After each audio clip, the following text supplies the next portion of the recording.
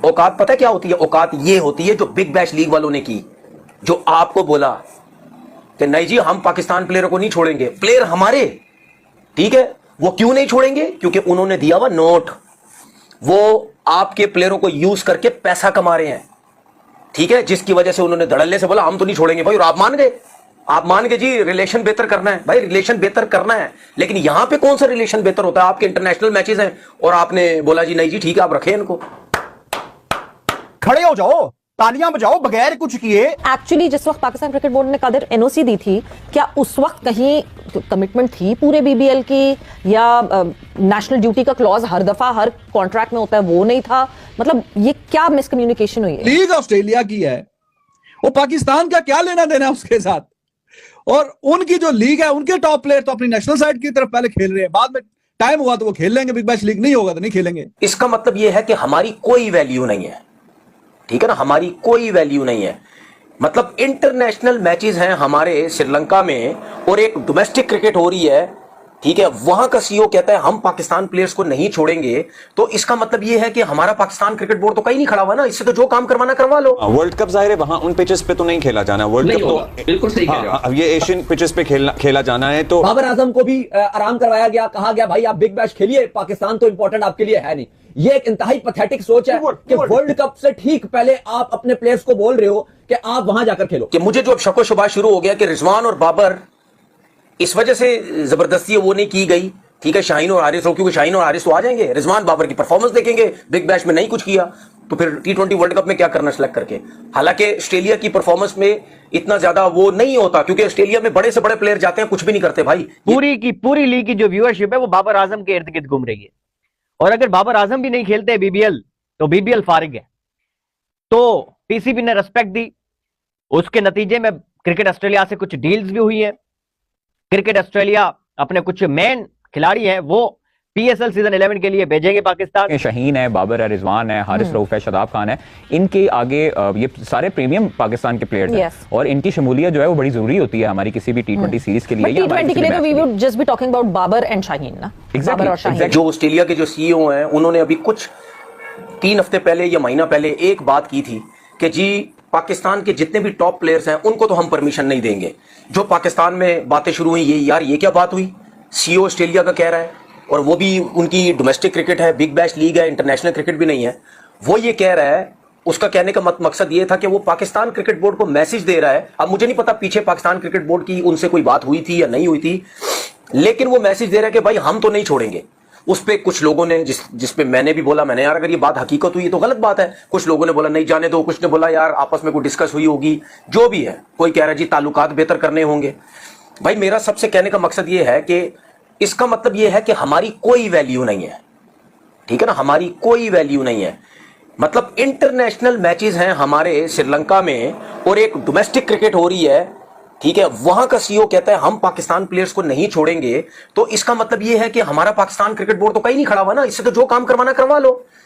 मतलब मेरा सिर्फ क्रिकेट बोर्ड से यह सवाल है कि अगर यही पोजीशन ऑस्ट्रेलिया की होती, अगर यही ऑस्ट्रेलिया के प्लेयर आपके पीएसएल में खेल रहे होते और उनका इंटरनेशनल मैचेस होते, क्या ऑस्ट्रेलिया के प्लेयर या आपका पाकिस्तान क्रिकेट बोर्ड का सीईओ मीडिया में आके, ठीक है, ये कह सकता था कि नहीं जी हम तो ऑस्ट्रेलिया के प्लेयर्स को नहीं छोड़ेंगे, हम तो बोलेंगे नहीं जी ऑस्ट्रेलिया के प्लेयर्स तो यहीं खेलेंगे, ये तो हमने साफ बात कर दी है। तो क्या वो आप उनको रोक सकते थे? वो कभी भी नहीं रोक सकते थे, वो कभी भी नहीं रोकते। जो ऑस्ट्रेलियन क्रिकेट बोर्ड है उनकी टीम एशेज खेल रही है और साथ में उनका बिग बैश लीग भी हो रहा है, दोनों चीजें साइड बाय साइड चल रही हैं।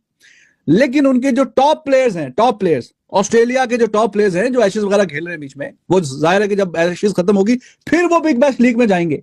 यानी ऑस्ट्रेलिया और ऑस्ट्रेलियन क्रिकेटर्स वो अपनी जो नेशनल साइड की ड्यूटी है उसको प्रायोरिटाइज कर रहे हैं कि भाई लीग तो हमारी चलो साइड में चलती रहेगी, लेकिन हमारे टॉप के जो प्लेयर हैं वो खेलेंगे टेस्ट क्रिकेट। नेशनल साइड की जो ड्यूटी है वो चाहे टेस्ट है या वनडे है या T20 है, तो उनकी अगर होम सीजन में अभी बिग बैश लीग भी साथ ही चल रहा होता है और ये वाली जो उनकी जो सीरीज होती है वो भी साथ ही चल रही होती है, चाहे वो टेस्ट की हो, वनडे की हो, T20 की हो, उनके जो मेन प्लेयर्स हैं वो खेल रहे होते हैं। हाँ, जब नेशनल ड्यूटी ना हो, मैच हैच ना हो, फिर जाते हैं वो बिग बैश लीग एंड की स्टेज पे गई होती है तब तक, और एंड पे जो मैचेस हैं ये उनके जो सुपरस्टार है वो भी खेल लेते हैं। तो अब ये देखें कि ऑस्ट्रेलिया उनके प्लेयर्स उनकी नेशनल ड्यूटी की वजह से वो बिग बैश लीग में नहीं खेलेंगे। लेकिन वो लीग ऑस्ट्रेलिया की है, वो पाकिस्तान का क्या लेना देना उसके साथ।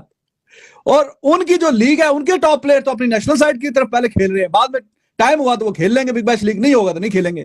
लेकिन हमारी जो जनाब डिसीजन मेकर हैं, उन्होंने ये समझा कि जिनकी अपनी बिग बैश लीग है वो तो इतनी अहमियत उसको नहीं दे रहे, लेकिन चलो ठीक है, हमारे जो प्लेयर्स हैं उनके साथ बातचीत हुई है कि आप खेलें बिग बैश लीग, और बाकी हम जिन्होंने पता नहीं वर्ल्ड कप खेलना है बीच में 4-5 लड़कों ने, उनको भी बीच में डाल लिया है कि आप जाएं और जाके श्रीलंका में खेलें, और 1.5 महीने के बाद वर्ल्ड कप, 1.25 महीने के बाद वर्ल्ड कप है। और जो पाकिस्तान की जो टीम है उसने जो खेलना है उसमें से कुछ मेन प्लेयर्स जो बाद में वर्ल्ड कप में आ जाएंगे, तो वो ही नहीं है सर, वो ही नहीं है।